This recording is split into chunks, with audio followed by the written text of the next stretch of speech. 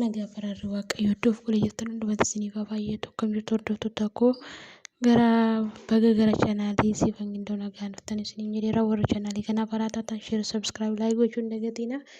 Amaluma sagantaa keenyaatti na duukaa bu'aa. Mee sagalee viidiyoo muca'oo kanaa dhaggeeffannee wantoota gidduu kanaa hojjetamaa jiru jechuudha. Sagalee ishii dhaggeeffannee tume sagantaa keenya isaa jaanutti waliin dabarra. Amaluma sagantaa keenyaatti na waliin tura. Emma akkam jirtaa? Maqaan kee hoo? Warqee eenyu? Amaariffaan dubbattaa? Amaariffaan beektuu? Okay. Warqee eenyu jettee? Warqee Lammaati?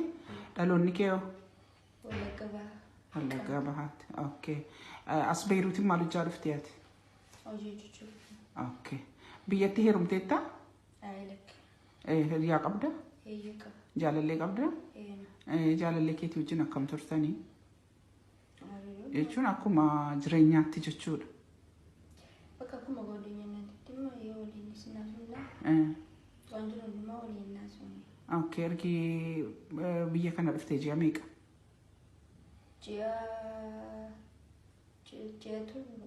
Ji'a torba.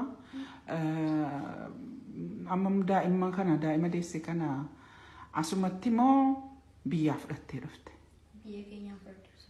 Biyya fudhattee dhufte? Asitti namni si gudeede si dirqamsiisee si gudeede jira. Yeroo as teessu kan ammoo jaalallee keetti hin himne. Sababni bilbila dhabuudha. Sababa silkiin qabnee fi amma gaafa nuti dhabu naamanii sun danda'an. Innaa akkamitti eerpoortii deemtee ati dheengadda? Eenyu si geesse? Biyya galuu barbaade jibooda bakka gaafa biyya galuu barbaadu. Tikeetii naaf horanii poortii deemee. Maaliif deebite ree? Waraqaa kan garaatti sabaattu amma ji'a sabarreessitii deebii kutuu malee waraqaa malee sin seensisnu pileenirra naan jedhan. Okay, ji'a sabarru malee sin seensisnu jedhan. Innaa mee garaa kan kee muramtee deesse moo fayyummaan deesse? Fayyummaan deesse. Garaan kee muramne miti? Okay, uffadhu. Innaa ati akkamitti miidiyaarra bahuu dandeesse? Maa inni rakkoo miidiyaarra si baase? Situ fedhii keetiin miidiyaarra bahe moo namatu si baase? Lakkiyaan fedhii miidiyaarra bahuu sin barbaanne osoo nyaata nyaachaa jiru miidiyaarra qabee argee tiktookii irratti argine. Jibooda bakka akkuma silkii isaa argine bilbilee fi ennaan jibooda. Silkii eenyu? Silkii warra miidiyaa rubaasaa. Eenyuun suuraa kee erge? Eenyuun obboleettii keetii? Obboleettii kun. Maaliif obboleettiin kee miidiyaarra si baafte? Achitti baddee jettee figaa silkii si bilbilee fi ilkiinee dhaabee biyya galuu jennee tikeetiin mi'aayee jedhanii achi booda boru suma jedhamu torbii tokko nama fe'as taa'e jechuudha. Tikeetiin muramni ture achi silkii si bilbilee fi waan ani keessatti badee wayitti fakkaatee yaada. Innaan isin naa barbaadaa jettee miidiyaarra si baaftee? Okay. Mana ati hojjetu moo namni dirqamaan waan tokko si taasisee si daffaruudha si barbaadee jira? Wanti nuun jiru. Biyyumaa fudhattee dhufte.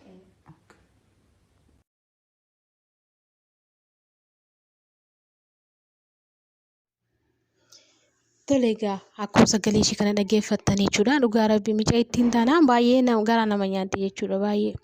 Tole nagaa kolleen dagannee bakka jirtanitti nagaa faraarri waaqayyoo isiniif haa baay'atu akkam jirtu hordoftoota koo. Baga nagaanii gara chaanaalii siifan gindoo baga nagaan dhuftan isiniin jedheera. Maatiin koo ammallee tanaan laayik, sheer, sabskiraayib gochuu hin dagatinaa isiniin jedha. Warri dhuftan immoo laayik, sheer godhaa, sabskiraayib godhaa maatii koo ta'a isiniin jedha. Daddabalee nagaan kollee golaaf iddoo jirtanitti isiniif haa baay'atu.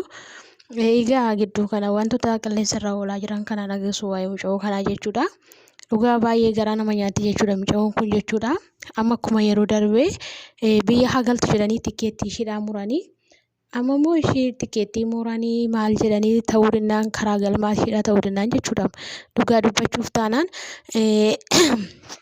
dura erga ji'a sagalii guuttee dhalattee guyyaa kanatti malee maaliif dhufuu dhiise guyyaanii ciniinsuu jechuudha. Dhugaa akkuma jedhanii qorichuma nyaachisan jechuudha. Qorichuma ciniinsuu nyaachisanii mucaa kana deessanii yeroo mucaan immoo kun akkuma sagalee ishee dhageessan kanallee jechuudha deesseetuma kana seesee baati jechuudha.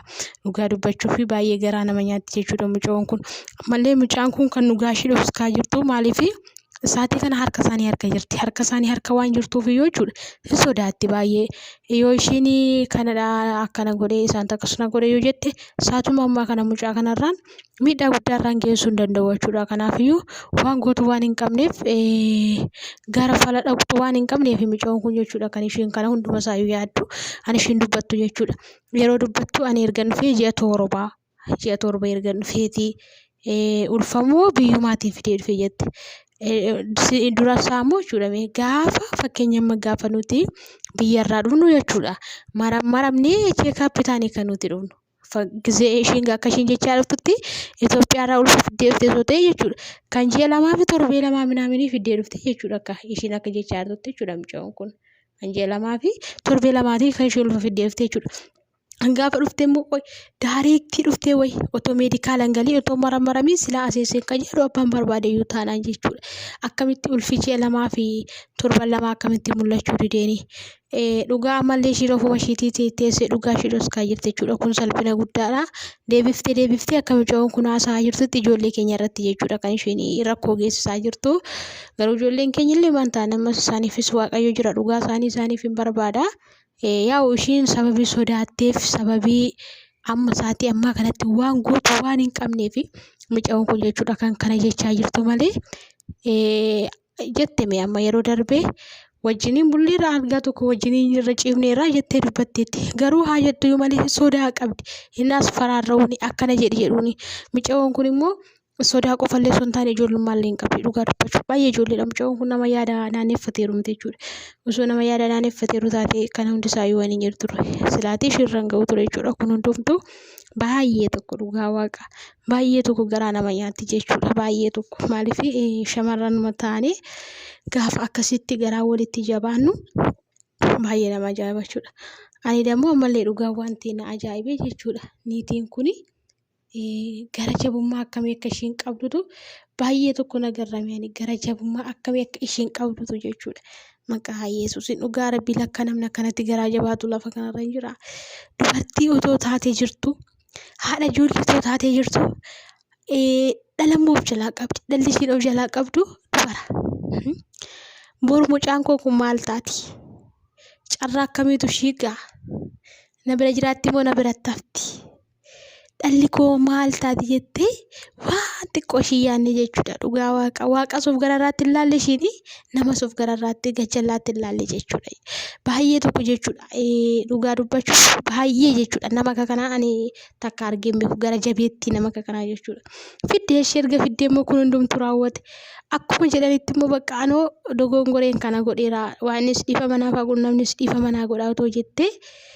Kana hundumayyuu ta'uu dubbattee raatte kun hundumtuu hin jiru ture. Amma immoo goote mucaa kanatti taphachiisaa baate birriidhaa jettee dhala namaa akkana goosifte haa ta'uyyuu bakka inni guddaan mucaan kun lubbuu ishii jiraachuudha. Homaa rakkoon qabu da'uun homaa abbaa barbaadetu dhalachuudha. Rakkina akka kanaatiin miti karaa kanaaniyyuu dhahaa oolu jechuudha. Rakkoon qabu inni kun garuu hani mucaan kun gurguramuu ishir hani immoo garaatti baachuu ishir.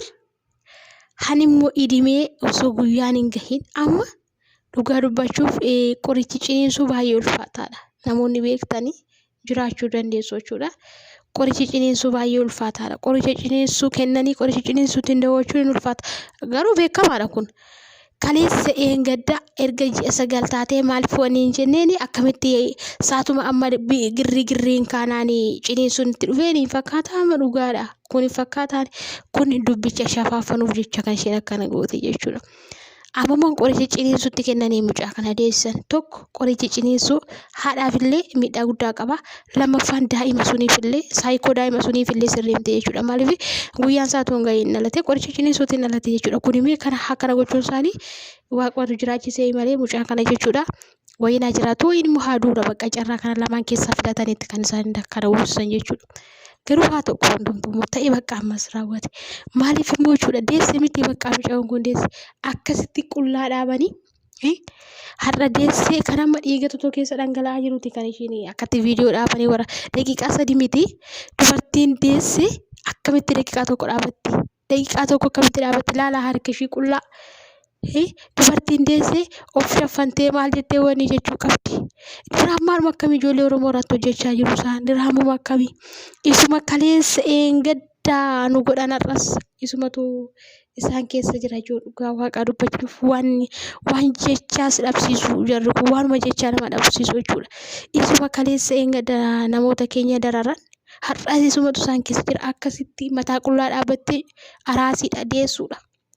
Akkasitti harka qullaa dhaabbatti mucaan kun. Ammallee mucaan kun taanaan dhugaa ishee dhokatee hin hafu Waaqayyo dhugaa kee hin barbaada giftii koo siin jenna lafa jirtutti.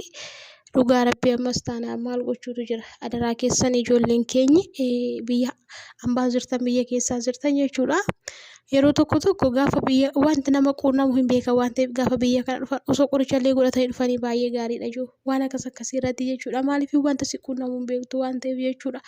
Dhugaa Waaqayyoomtee nama gargaare malee baay'ee ulfaata jechuudha. Jireenyi biyya ormaa kuni adaraa keessan ammallee taanaan obboloonni koo kallattii jirtan hundumaan obboloota keessaniif jabaannee waliif haa kadhannu adaraa walii keenya yoo beekuu baanne qalbii